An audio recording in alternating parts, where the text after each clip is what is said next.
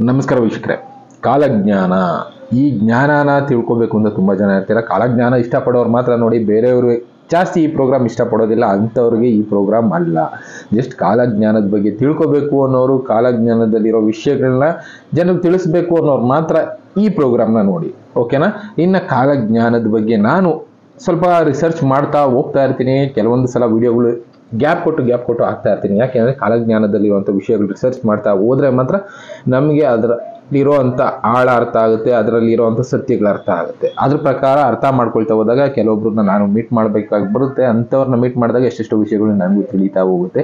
ಅದರಲ್ಲಿ ಒಂದು ವಿಷಯ ನಮಗೆ ತಿಳಿದಿದ್ದು ಏನಂದರೆ, ಕಾಲಜ್ಞಾನದಲ್ಲಿರುವಂಥ ವಿಷಯಗಳಲ್ಲಿ ಡೇಟ್ಗಳು ಎಲ್ಲೂ ಕೂಡ ಮೆನ್ಷನ್ ಮಾಡಿಲ್ಲ. ನಾವು ಸಂವತ್ಸರ ಅದು ಇದು ಅಂತ ಮಾತಾಡ್ತಾ ಇರ್ತೀವಿ. ಇಲ್ಲಿ ಒಂದು ವಿಡಿಯೋ ನೋಡಿ, ಅವರು ಈ ವಿಡಿಯೋ ತೋರಿಸಿ ಹೇಳಿದ್ರು, ಫಾರಿನರ್ಸ್ ಕೂಡ ಈ ಕಾಲಜ್ಞಾನನ ಸ್ಟಡಿ ಮಾಡ್ತಾ ಇದ್ದಾರೆ. ಎಂತಕ್ಕೆ ಅಂದರೆ, ಮಾಯನ್ ಕ್ಯಾಲೆಂಡರ್ ಪ್ರಕಾರ 2012ರಲ್ಲಿ ಎಂಡ್ ಆಗಬೇಕಾಯಿತು, 2012ರಲ್ಲಿ ಎಂಡ್ ಆಗಲಿಲ್ಲ. ಕಾರಣಗಳೇನು ಅನ್ನೋದಾದ್ರೆ ಈ ವಿಡಿಯೋ ಒಂದು ಸಲ ನೀವು ನೋಡಿ. Giving us the wrong dates. We used to have 13 months in a year, 28 days in a month, and 1 day of rest, resurrection. This was even mentioned in the Bible. We have 13 lunar cycles, and each cycle being 28 days. The ocean's tides are 28 days. Women's periods are also 28 days. And then we have 13 zodiac signs, not the exoteric 12. Many ancient cultures used this 13-month calendar system. For example, the Native Americans used a turtle as their timekeeper. See, in every turtle shell you'll see 13 sections in the middle for each of the months, and then 28 sections for each of the lunar days along the rim. See, the new year's really starts in spring, keeping us fools on April 1st as they disconnect us through our natural cycles. Our calendar is not quite right. We're supposed to have 13 months of 28 days, with one day, the day of resurrection, Easter, as a neutral day. That's our 365 days. We've actually got 13 constellations, not 12. This same calendar is very close to the Mayan calendar, but it's also very close to several ancient Sanskrit calendars. What does sept mean? 7. I thought that was the 9th month. What does oct mean? What does nov mean? What does dec mean? It's supposed to be the 7th, 8th, 9th, and 10th month. Jan is 11. Feb is 12. March is 13. April is our first month. Babies are born in the spring, the 1st of April, Easter.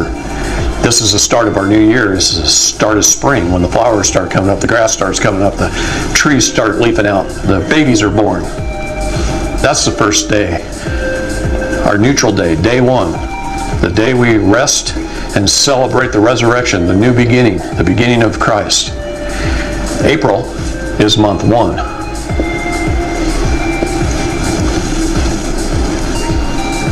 And then we lost a month in there. Where is it? ಇವ್ರು ಹೇಳಿದ್ದನ್ನ ಕೇಳಿದ್ರಲ್ಲ, ನಾವು ಹಿಂದೂಗಳು follow ಮಾಡ್ತಾ ಇದ್ವಲ್ಲ, ಸನಾತನೀಸ್ follow ಮಾಡ್ತಾ ಇದ್ರಲ್ಲ, ಆ calendar ಹೆಚ್ಚು ಕಡಿಮೆ ಮ್ಯಾಚ್ ಆಗುವಂಥದ್ದು. ಅದರಲ್ಲಿ ನಾವು ಹಿಂದೂಗಳು ಯುಗಾದಿ ಹಬ್ಬ, ವಸಂತ ಮಾಸ ಅಂತ ಯಾವ ರೀತಿ ಫಾಲೋ ಮಾಡ್ತೀವೋ ಅದನ್ನ ಎಕ್ಸ್ಪ್ಲೇನ್ ಮಾಡ್ತಾ ಹೋಗ್ತಾರೆ ಇವರು. ವಸಂತ ಮಾಸ ಅನ್ನೋದು ಯಾವಾಗ ಶುರು ಆಗುತ್ತೆ? ನಾರ್ಮಲ್ ಆಗಿ ಬೇಸಿಗೆ ಕಾಲ, ಹೆಚ್ಚು ಕಡಿಮೆ ಮಾರ್ಚ್ ಇಲ್ಲ ಏಪ್ರಿಲ್, ಈ 2 ಟೈಮಲ್ಲಿ ಒಂದು ಟೈಮು ವಸಂತ ಕಾಲ ಅನ್ನೋದು ಬರುತ್ತೆ. ಅದನ್ನ ಇವ್ರು ಎಕ್ಸ್ಪ್ಲೇನ್ ಮಾಡ್ತಾ ಹೋಗ್ತಾರೆ. ಮೊದಲು 28 ಡೇಸ್ ಅನ್ನೋದು ಕ್ಯಾಲೆಂಡ್ರಲ್ಲಿ ಇತ್ತು, 13 ತಿಂಗಳುಗಳು ಒಂದು ವರ್ಷದಲ್ಲಿತ್ತು. ನೀವು ಹೇಗಾದ್ರೂ ಕ್ಯಾಲ್ಕುಲೇಟ್ ಮಾಡಿ ನೋಡಿ, 364 ಡೇಸ್ನ 28 ಇಂದ ಡಿವೈಡ್ ಮಾಡಿದ್ರೆ 13 ತಿಂಗಳುಗಳು ಬರುತ್ತೆ. ಒಂದು ದಿನ ಅಲ್ಲಿ ರೆಸ್ಟ್ ಡೇ ಅಂತ ಬಿಟ್ಬಿಟ್ಟಿದ್ದಾರೆ. ಇಲ್ಲಿ ಎಕ್ಸ್ಪ್ಲೇನ್ ಮಾಡಿದ್ರು ಅವ್ರು ಕ್ಲೀನಾಗಿ. 13 ತಿಂಗಳು ಹಿಂದೂ ಕ್ಯಾಲೆಂಡರ್ಗಳನ್ನ, ಹಿಂದಿನ ಕಾಲದಲ್ಲಿದ್ದಂಥ ಹಿಂದೂ ಕ್ಯಾಲೆಂಡರ್ಗಳನ್ನ ನೀವು ಚೆಕ್ ಮಾಡಿ ನೋಡೋದಾದ್ರೆ ಆ ಕ್ಯಾಲೆಂಡರ್ಗಳು 13 ತಿಂಗಳಿತ್ತು. ನಿಜವಾಗ್ಲೂ ಇತ್ತಾ? ನಮಗಂತೂ ಗೊತ್ತಿಲ್ಲ. ಯಾಕೆಂದರೆ ನಾನು ಇಷ್ಟು ದಿನ ಪಂಚಾಂಗಗಳು ಅದು ಇದು ಮಾತಾಡ್ತಾ ಇದ್ದೆ, ಹುಡುಕಿದ್ವಿ, ಸಿಗ್ಲಿಲ್ಲ. ಹುಡುಕಿದ್ರು ಒಂದು 160-170 ವರ್ಷದ ಮಾತ್ರ ಡೀಟೇಲ್ ಸಿಗುತ್ತೆ. ಅದಕ್ಕಿಂತ ಹಿಂದಿಂದು ತುಂಬಾ ಕಷ್ಟ ಇದೆ ಸಿಗೋದು. ಇನ್ನು 13 ಮಂತ್ಸ್ ಅಲ್ಲಿ ಇವ್ರು ಎಕ್ಸ್ಪ್ಲೇನ್ ಮಾಡ್ತಾ ಹೋಗ್ತಾರೆ. ಸೆಪ್ಟ್ ಅಂದ್ರೆ ಏನು? 7 ಅಂತ. ಆಕ್ಟಪಸ್ ಬಗ್ಗೆ ಕೇಳಿರ್ತೀವಿ. ಇನ್ನು ಆಕ್ಟ ಆಂಗಲ್ಗಳು, ಇದು ಬಂದು 8ನ್ನ ಸೂಚಿಸುತ್ತೆ. ಇನ್ನು ನೌ ಅಂದ್ರೆ 9, ಡೆಕೆಡ್ ಎಕ್ಸಾಂಪಲ್ ಇಟ್ಕೊಳ್ಳಿ, ಇದನ್ನ 10 ಅಂತಾನೆ ನಾವು ಮಾತಾಡ್ತೀವಿ. ಅದೇ ರೀತಿ ಸೆಪ್ಟೆಂಬರ್ ಬಂದು 7ನೇ ತಿಂಗಳು, ಅಕ್ಟೋಬರ್ ಬಂದು 8ನೇ ತಿಂಗಳು, ನವೆಂಬರ್ ಬಂದು 9ನೇ ತಿಂಗಳು, ಡಿಸೆಂಬರ್ ಬಂದು 10ನೇ ತಿಂಗಳು, ಜನವರಿ ಅನ್ನೋದು 11, ಫೆಬ್ರವರಿ 12, ಮಾರ್ಚ್ ಅನ್ನೋದು 13ನೇ ತಿಂಗಳು, ಅದಾದ ಮೇಲೆ ಶುರು ಆಗೋದೇ ಹೊಸ ವರ್ಷ. ನಾವು ಫಾಲೋ ಮಾಡ್ತೀವಲ್ಲ, ಯುಗಾದಿ ಹಬ್ಬಕ್ಕೆ ಶುರು ಆಗೋದೇ ಹೊಸ ವರ್ಷ. ಇದು ಒರಿಜಿನಲ್ ಕ್ಯಾಲೆಂಡರು. 13 ತಿಂಗಳುಗಳು ಅನ್ನೋದು ಆಗಲೂ ಇತ್ತು, ಅದನ್ನು ಫಾಲೋ ಮಾಡ್ತಾ ಇದ್ರು. ಅದೇ ಯುಗಾದಿ. ಈ ಯುಗಾದಿ ಸಮಯದಲ್ಲೇ ಎಲ್ಲ ಗಿಡಗಳು ಚಿಗುರೋದಕ್ಕೆ ಶುರುವಾಗುತ್ತೆ, ಗಿಡಗಳ ಜೊತೆ ಹೊಸ ಹುಟ್ಟು ಅನ್ನೋದು ಶುರು ಆಗುತ್ತೆ. ಅದನ್ನೇ ಇವ್ರು ಎಕ್ಸ್ಪ್ಲೇನ್ ಮಾಡಿದ್ರು. ಈವನ್ ಫಾರಿನರ್ಸ್ ಫಾಲೋ ಮಾಡ್ತಾ ಇದ್ದಾರೆ, ನಾವು ಫಾಲೋ ಮಾಡೋದಿಲ್ವಾ? ಅದನ್ನೇ ಹೇಳಿದ್ದು. ಹುಡುಕ್ತಾ ಹೋದ್ರೆ ಏನೇನೋ ವಿಷಯಗಳು ಸಿಗುತ್ತೆ. ಅದರಲ್ಲಿ ಇದು ಕೂಡ ಒಂದು. 13 ತಿಂಗಳ ಕ್ಯಾಲೆಂಡರ್ಗಳನ್ನ ಬದಲಾಯಿಸಿದ್ರು 12 ತಿಂಗಳಿಗೆ. ಯಾವಾಗ? 1770 ಇದ್ರ ಬದಲಾವಣೆ ಕೆಲಸಗಳು ನಡೀತಾನೆ ಇತ್ತು.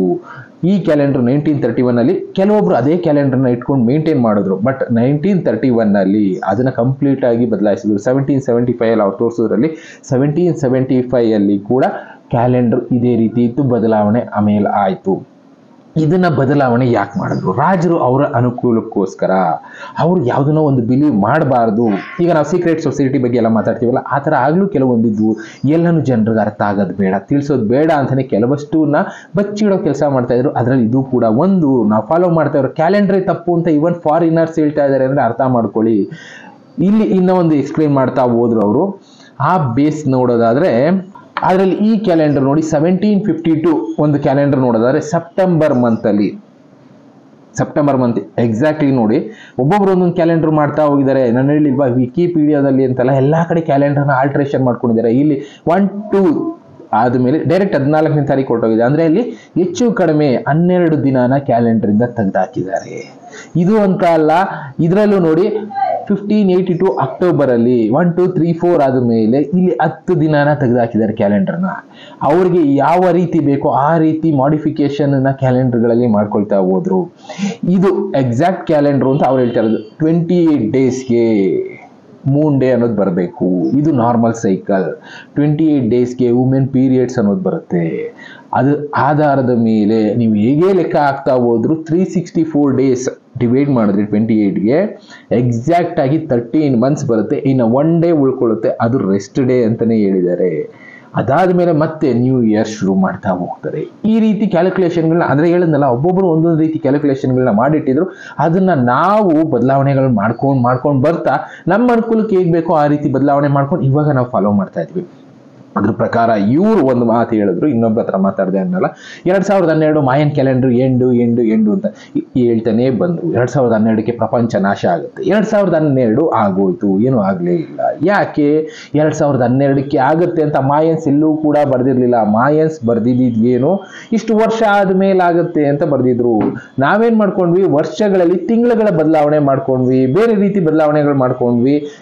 ಇದರಿಂದ ಆಗಿದ್ದೆ ಬದಲಾವಣೆ, ಕಾಲಜ್ಞಾನದಲ್ಲಿ ಬದಲಾವಣೆ ಅನ್ನೋದು ಆಯ್ತಾ ಹೋಯ್ತು.